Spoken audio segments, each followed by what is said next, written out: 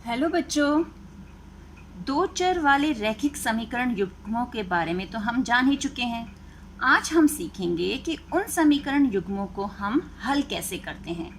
हल करने का मतलब यानी उसमें जो चर दिए गए हैं, हमें दो चर, चाहे वो एक्स वाई हो चाहे पी क्यू हो, उनका हम मान कैसे ज्ञात करेंगे। तो इन समीकरणों को हल करने के लिए हमारे पास दो बीजगणितीय विधियां होती हैं। हमारे पास कितनी बीजगणितीय विधियां हैं? दो। तो अब उन विधियों के नाम देखते हैं हम। तो एक विधि है हमारे पास प्रतिस्थापन विधि और एक विधि का नाम है विलोपन विधि, यानी प्रतिस्थापन व विलोपन। और इन दोनों विधियों में से आज हम प्रतिस्थापन यानी ये जो विधि है इसके बारे में डिस्कस करेंगे।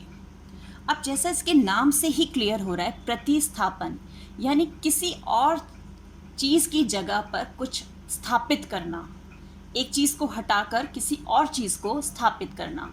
तो यहाँ गणित की भाषा में देखें तो यहाँ हमारे पास जो हमें चीज़ें निकालनी हैं वो हैं हमारे दो चर। यानी हम यहाँ क्या करने वाले हैं, हम एक चर को हटाकर दूसरे चर को स्थापित करेंगे।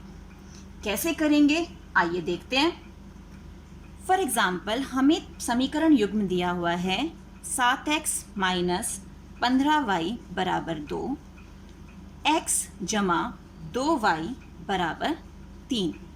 यानी ये हमें दे दी है एक समीकरण 1 और ये दे दी है समीकरण 2। अब जब हम प्रतिस्थापन विधि का प्रयोग करते हैं ना बेटा, सबसे पहला हम काम ये देखते हैं कि इन दोनों समीकरणों में सबसे सरल समीकरण हमें कौन सी लग रही है। जैसे ये है 7x माइनस 15y, इनके गुणांक भी बड़े बड़े हैं। यहाँ हमारा x जमा 2y बराबर 3, तो x का गुणांक यहाँ तो कुछ नहीं यानी 1 है, x का गुणांक 1 है और y का 2 है। तो हम इसमें देखते हैं सबसे छोटा गुणांक कौन सा है, हमारा 1 है। अगर हमारे पास 1 है गुणांक तो हम वही समीकरण ले लेते हैं। तो अब अगर हम ध्यान से देखें तो समीकरण 2 से देखें तो x को हम यहीं रहने दें और ये जो 2y है इसे ले जाएं हम राइट हैंड साइड पर, तो ये माइनस का बन के चला जाएगा। तो यहाँ आ गया 3 माइनस 2y।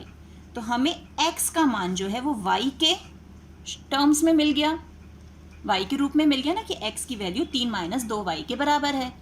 अब हमें क्या करना है, ये जो हमने इस x चर का मान निकाला है ना, इसको हम समीकरण 1 में, 2 से तो हमने इसका मान निकाला है, अब नहीं हम 2 को छेड़ेंगे। समीकरण 1 में जिसको हमने अभी नहीं छेड़ा उसमें हम x की जगह ये मान प्रतिस्थापित करेंगे, यानी x को हटाकर ये वैल्यू स्थापित कर देंगे, रख देंगे। तो हमारे पास क्या आ जाएगा, 7। समीकरण 2 में अगर हम इसे रखें, हम लिख देते हैं यहाँ पर समीकरण 2 में रखने पर। अब हम समीकरण 2 में ये वैल्यू रखते हैं तो हमारे पास आया 7 गुणा x। अब x का हमें मान क्या करना है, स्थापित करना है। तो हमारा x का मान क्या है, 3 माइनस 2y। तो ये हमने इसमें स्थापित कर दिया। देख रहे हो, x की वैल्यू उठा के हमने यहाँ रख दी। तो 7 गुणा 3 माइनस 2y माइनस 15y बराबर 2।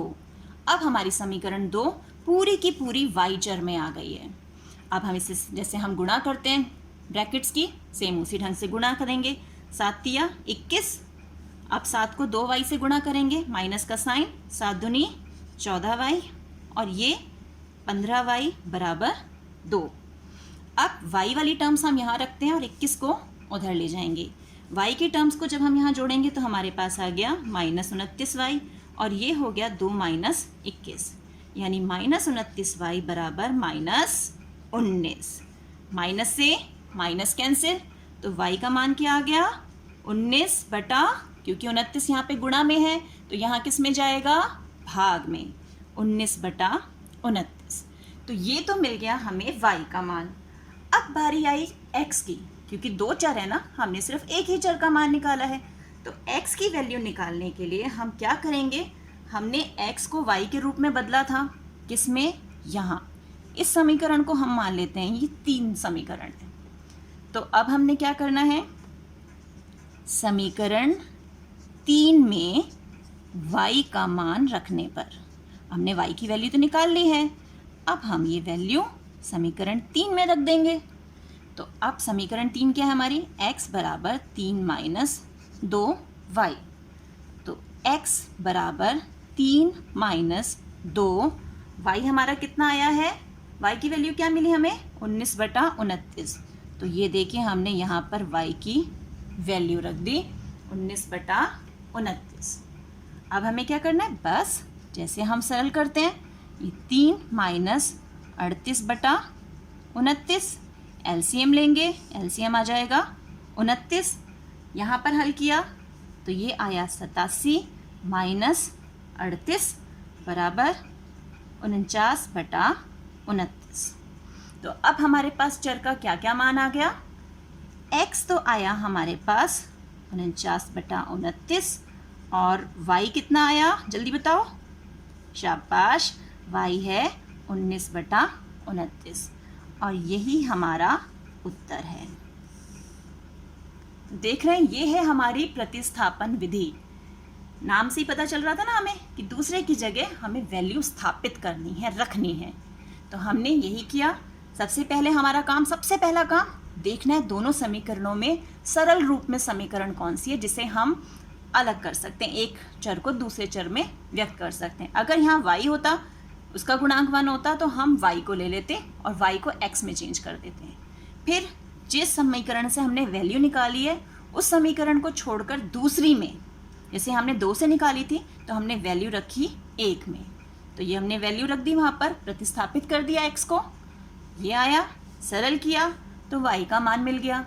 और y का मान अब हमने किस में रखा, समीकरण 3 में, जिसे हमने जो हमारी वैल्यू प्रतिस्थापित करने के लिए थी उसमें रखकर हमें x का मान मिल गया। है ना बहुत सरल। बस हमें स्टेप्स को फॉलो करना है, जो उसके मेथड के स्टेप है कि पहला स्टेप क्या है और दूसरा क्या है। तो आई होप आपको ये विधि अच्छे से समझ में आ गई होगी। अब इससे संबंधित आप प्रश्न हल करेंगे। तो मिलते हैं एक और वीडियो में, तब तक keep practicing and enjoy maths.